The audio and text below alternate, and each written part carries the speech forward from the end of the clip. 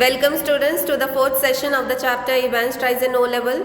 In the previous sessions we had read how a criminal Evans took the help of the German examination as a medium to escape and made a very clever plan. The part of the plan was to call his friend as the invigilator. This friend, McLeary, who came, was not the original invigilator. The original invigilator was lying in his house bound and gagged. This invigilator came for Evans's help.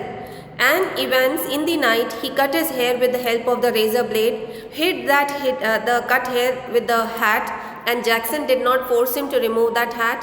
He had kept handkerchief, everything ready. McLeary brought everything with him. He was wearing 2 coats, he was wearing 2 clerical collars, 2 dog fronts, artificial beard, spectacles, and everything for whom? For Evans. He would help Evans and would go. But here you have to notice that the difficult part is not helping and going away. The difficult part is after staying back how he has to fool the very clever governor.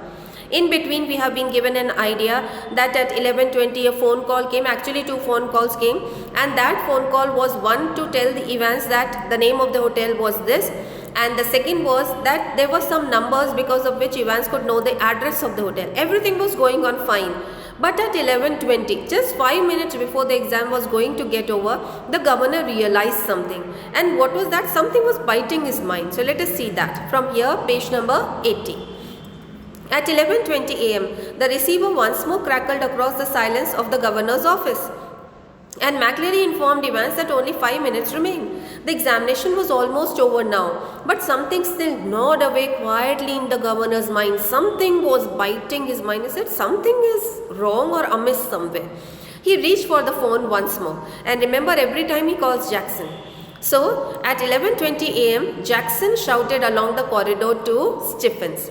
Now students, what happened? What is the importance of this phone call? I'll tell you. The exam was supposed to begin at 9:50. If it begins at 9:15, it would get over at 11:15. And Evans's friends had planned that if anybody is sitting inside, we'll make a phone call just 2-3 minutes before the exam gets over, so that that person comes out for few seconds and Evans will get some chance to exchange clothes and everything. Because they knew Stephens might be sitting inside. They never knew that Stephens would be called. So for them, the important phone call was at 9:12 or 9:11, just 2-3 minutes before the exam. Now they should know when the exam starts if there is any change. That's why the phone call came at 9:40, that when did the exam start. Now they knew that the exam started at 9:25, it would get over at 11:25, so the phone call came at 11:22, and this time the phone call came not for Jackson but it came for Stephens. Was this phone call made by the governor? No. He just reached the phone was engaged, he kept it down. Why was it engaged? Because somebody behaving as the governor, posing as the governor, was talking to Stephens, and Stephens was new. He had no idea who was this person. So here the author also has kept the suspense that the governor reached for the phone and a phone call came for Stephens. But this phone call was not made by the governor. So let us see this. At 11:22 am, Jackson shouted along the corridor to Stephens. The governor wanted to speak with him. Hurry, man! Stephens picked up the phone apprehensively and listened to the rapidly spoken orders. And the orders were spoken so rapidly that he hardly had any time to think that whether it's the governor or not. Then what happened? Stephens himself, 2 tasks were given to Stephens. What was that? Just see. Stephens himself was to accompany McLeary to the main prison gates. Understood? Understood. This was the first thing. Stephens personally was to make absolutely sure that the door was locked on Evans after McLeary had left the cell. Understood? Understood. 2 instructions. What were the instructions? You take him out, lock the door properly, and see that Evans is proper over there, and after that you come out. This important task was given to Stephens. Now Stephens was very happy. See, I was given this task, not Jackson. Then at 11:25 am, the governor heard the final exchanges. McLeary, stop writing please. Silence. McLeary, put your sheets in order and see they are correctly numbered. Silence. Scraping of chairs and tables. Evans, thank you very much sir. McLeary, alright was it? Evans, not too bad. McLeary, good. Mr. Stephens, he called Stephens. The governor heard the door clang for the last time. The examination was over and the governor was happy. Evans has not escaped. But he doesn't know what's the next thing. Next thing what happened, Jesse, and this is very important for you to know, how this McClary, while going out, raised suspicion in the mind of Stephens so that he once again goes and sees Evans. Then only he'll get confused. And what was that suspicion? He purposely made that Scots accent very broad, so that what comes in the mind of Stephens suspicion, that is he McClary or is he Evans? Then he'll go and see once again, and then only the remaining things will follow. If he sees it late, the plan will not work. See what a foolproof plan. So while going out, what this McClary did, just see here. How did he get on, do you think? Asked Stephens as he walked beside McClary to the main gate. Ach, I cannot think he's distinguished himself. I'm afraid. Now his Scots accent seemed broader than ever, and his long black overcoat reaching almost to his knees fostered the illusion that he had suddenly grown slimmer. It was not that he had grown slimmer, it was only that he had removed one coat and given to Evans, and that's why he appeared to be slim. He was wearing a long overcoat and inside he had one more coat for Evans. Then Stephens felt pleased that the governor had asked him and not Jackson to see McClary off the premises, and all in all the morning had gone pretty well. But something stopped him from making his way directly to the canteen for a belated cup of coffee. He wanted to take just one last look at Evans. It was like a program he had seen on TV about a woman who could never really convince herself that she had locked the front door, and she had gone to bed. Often she had got up 12, 15, sometimes 20 times to check the bolts. Stephens, somewhere he felt, no, I should go and check Evans once more. Like he had seen a program and he said, no, like that woman, I also should at least go and see once. What happened? One more thing, students, which you have to note out. Did everybody made their own mistakes? Yes. Governor's mistakes, maximum. Jackson? Yes. Stephens also? Yes. How? Just see here. He re-entered D-wing, made his way along to Evans's cell and opened the peephole once more. Oh no, Christ! No, they sprawled back like that. Sprawled back in Evans's chair was a man. For a semi-second, Stephens thought it must be Evans. A grey regulation blanket slipping from his shoulders, the front of his closely cropped, irregularly tufted hair. This irregularly tufted hair was because he had cut his hair with the help of blade. With fierce red blood, which had dripped already through the small black beard and was even now spreading horribly over the white clerical collar and down into the black clerical front. He thought, this is Evans, and then he saw carefully, haircut, shaving, artificial beard, so much blood, clerical collar, dog front, and he said, this cannot be Evans, this is McClary. And he shouted, and because of that, what happened now, students, everybody paid attention that Stephens is saying Evans has escaped. So now everybody was thinking this only. Students, the toughest part is coming now. Fooling everybody for 3 hours was not tough, but fooling the governor himself in front of his own eyes, that is tough. And now see what he does. A very clever fellow, a mimicry artist, and how he acts. This is most important, because fooling the governor in front of his eyes was very tough, and he does it. So let us see. Stephens shouted wildly for Jackson, and the words appeared to penetrate the curtain of blood that veiled McClary's ears, for the minister's hand felt feebly for a handkerchief from his pocket. I told you there were two handkerchiefs. One he had kept in his pocket, it was already soaked with blood, and held it to his bleeding head, the blood seeping slowly through the white linen. He gave a long, low moan and tried to speak, but his voice trailed away, and by the time, students, see his acting. He's acting as though he's getting very weak. Putting the handkerchief here, the blood is dripping from it. That was his plan. Then, by the time Jackson had arrived and dispatched Stephens to ring the police and the ambulance, the handkerchief was a sticky, scrunchy wodge of cloth of blood. McClary slowly raised himself, his face twisted tightly with pain. "Do not worry about the ambulance, man. I'm alright, I'm alright." Same way as McClary, he's speaking the same way. Then, "Get the police. I know where He said, I know where he has gone. He means Evans. He was posing himself as McClary. He closed his eyes, and another drop of blood splashed like a huge red raindrop on the wooden floor.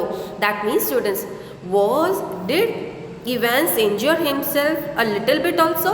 Yes.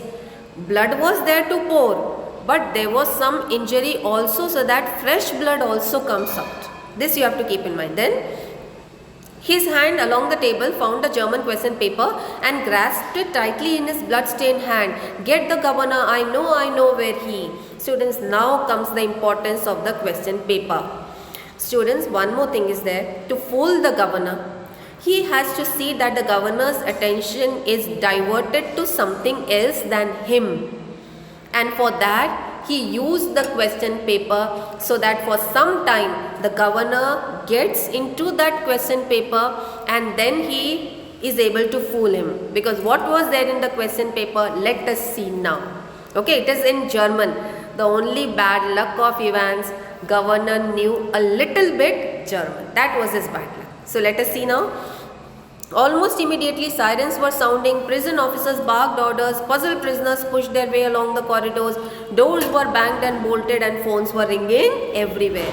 Within a minute, McCleary with Jackson and Stephens supporting him on either side. Imagine Evans, one side Jackson, one side Stephens, the criminal, and they were considering him to be McCleary. Then, his face now streaked and caked with drying blood, was greeted in the prison yard by the governor, perplexed and grim. The governor was confused. He said, what has happened? Everything was okay. Everybody was on guard. The sound recording equipment was there. I was listening to everything. What has happened wrong? Then, we must get you to the hospital immediately. I just don't. You have called the police?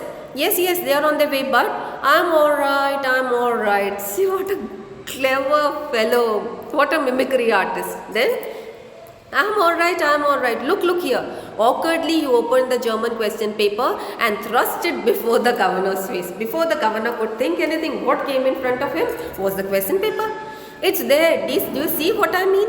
The governor looked down and realized what McCleary was trying to tell him. A photocopied sheet had been carefully and cleverly superimposed over the last originally blank page of the question paper. Students, if you see the question paper of the board, you'll find the last page is always empty for you to do some rough work and something. And on the last page of this question paper, there was one more sheet which was pasted. And that sheet, students, it had nothing to do with Evans and anything. It was merely to confuse the governor. Okay, what was there in that question paper? I mean that last sheet. Let us see now. You see what they have done, governor? You see? His voice trailed off again as the governor, dredging the layers of long neglected learning, willed himself to translate the German text before him. Students, I'll give you one example. If I know a language, I have read it long back. And after 10-15 years, if that language comes in front of me, I'll be able to understand few words, but not all the words. So here the governor was able to understand half part he was able to just overlook. Okay, so let us see something written in German that I'll not read. I'll read the English translation. You must follow the plan already something. The vital point in time is 3 minutes before the end of the examination, but something. Don't hit him too hard. Remember, he is a minister, and don't overdo the Scots accent when this question paper was confirming that the man who went out was Evans. The man who stayed back was McCleary. Did the governor get confused in this? Yes. Otherwise, what had happened? Evans was staying back. Now what happened? A fast approaching siren wailed to its crescendo. I mean, the siren came louder. Who had come? Carter. So it is just like our Pradyuman of CID. So let us see. A fast approaching siren wailed to its crescendo. The great doors of the prison yard were pushed back and a white police car squealed to a jerky halt beside them. Detective Superintendent Carter swung himself out of the passenger seat and saluted the governor. What the hell's happening, sir? And turning to McCleary, Christ, who's hit him? But McCleary cut across whatever explanation the governor might have given. Students, he was so clever, Evans. This is not McCleary, this is Evans. And he did what? Before governor could say anything, he said in between, because he did not want the governor to think. Because if the governor will think, he will ask Stephens, when you left McCleary out, how can McCleary be inside? He did not give the governor time to think. A very clever fellow. Now, Elsfield Way officer, I know where Evans. He was breathing heavily and leaned for support against the side of the car where the imprint of his hand was left in tarnished crimson. He was behaving as though I am feeling very weak and all. There was no such blood loss. Okay, then take him with you. If you think he'll be alright, he's the only one who seems to know what's happening. Carter opened the back door. Just see, students, Carter opened the back door and held McLeary inside. Who is this? This is Evans. Governor in front of him was sending Evans with Carter. So this is how he escaped. Okay, but does he escape finally? Let us see. Okay, then McLeary inside, and within a few seconds the car leaped away in a spurt of gravel. Elsfield Way, McLeary had said, and there it was staring up at the governor from the last few lines of the German text. He again started to read the question paper. Students, I'll stop here to tell you something. The role of the question paper was to confuse the governor. And in that question paper it was written that from here, from the prison, go to Elsfield Way, then there will be a roundabout there, the Headington roundabout. From there, go to Newbury. Good. Now here he had read, if he gets confused, what will he do? He'll send the people after Evans thinking that he is going to Elsfield Way and he was careless leaving that question paper behind. If the governor is caught in this manner, let us see he's caught or not. Here just see. Elsfield Way, McLeary had said, and there it was staring up at the governor from the last few lines of the German text. From Elsfield Way, drive to Headington roundabout where, yes of course, the examinations board was in Elsfield Way and someone from the board must have been involved in the escape plan from the very beginning. The question paper itself, the correction slip. The governor turned to Jackson and Stephens. I don't need to tell you what's happened, do I? His voice sounded almost calm in its scathing contempt. Students, he was being angry at Jackson and Stephens, thinking that it was their mistake. Afterwards, he'll come to know it was not the mistake of Jackson and Stephens. It was his own mistake, that because of which Evans escaped. How? You'll come to know afterwards. But see here, see his conversation with Jackson and Stephens and how angry he is. He says, and which one of you two morons was it who took Evans for a nice little walk to the main gates and waved him bye-bye? It was me, sir, stammered Stephens, just like you told me. I could have sworn. What? Just like I told you, say? What the hell? When you rang, sir, and told me to. When was that? The governor's voice was a whiplash, and here we come to know that the phone call made at 11:22 was not made by the governor. Now, you know, sir, about 20 past 11 just before, you blithering idiot man, it wasn't me who rang you, don't you realize? But what was the use? He had used the telephone at that time but only to try unsuccessfully once more to get to the examinations board. He shook his head in growing despair and turned on the senior prison officer. All his anger was at Jackson. So see here, as for you Jackson, how long have you been pretending you have got a brain? Well, I'll tell you something, Jackson, your skull's empty, absolutely empty.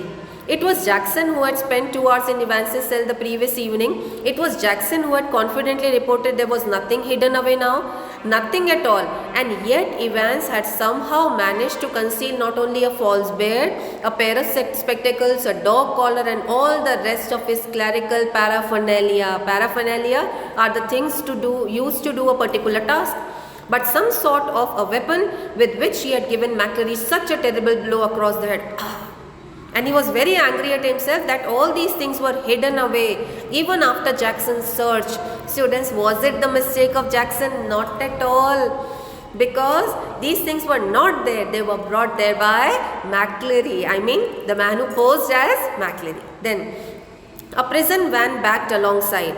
This prison van was going out. You have to keep this also in mind. Backed alongside, but the governor made no immediate move. He looked down again at the last line of the German to the Headington roundabout where you go straight over and make your way to New Graben. New Graben? Where on earth New grave? Students, it was in German, so he was not able to understand. Never heard of it. There was a war grave somewhere near Reading. No, it was probably a code word. And then it hit him. Newbury, God, yes, Newbury was a pretty big sort of place, but he rapped out his order. Students, what has happened? In the German question paper, it was written in German that from here, go to Elsfield Way, go to Headington roundabout, go to Newbury. Now he had read till there only earlier till Elsefield Way. So he had sent whom? Carter, and along with Carter, he, according to him, he has sent McCleary. They were going here. Now he read, no, from here they are going somewhere. He understood he is going somewhere else and they are going only till Elsefield Way. He has to send somebody there also. So he called whom? Bell. So let us see here. He rapped out his orders to the driver. St. Aldate's police station. He called the driver and said, go to St. Aldate's police station and take Jackson and Stephens with you. He was so angry that he did not even want to talk to Jackson and Stephens. Take Jackson and Stephens here, and when you get there, ask for Bell. Chief Inspector Bell. Got that? He leaped the stairs to his office, 3 at a time, got Bell on the phone immediately and put the facts before him. We'll get him, sir, said Bell. We'll get him with a bit of luck. Students, what has happened? He has sent Carter and according to him McCleary till Elsefield Way. He has sent Bell with him, Jackson and Stephens, to Newbury. That means from his side, has he done his task? Yes. We'll get him, sir. The governor sat back and lit a cigarette. Ye gods, what a beautiful laid plan it had all been. What a clever fellow Evans was. Careless leaving that question paper behind. He was still happy that Evans carelessly left that question paper. It was not. Was Evans a very clever fellow? Yes, because what he planned happened. He wanted the governor to get engrossed or involved in that question paper. Was the governor following what Evans wanted? Yes. They were running after him. They did not know Evans was not even going to Elsefield Way. So let us see here.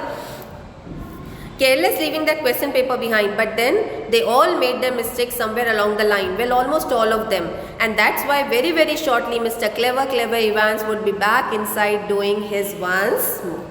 Now here I am ending this session. The next session will be the most important when you will see how the twist comes in the story. Okay, thank you.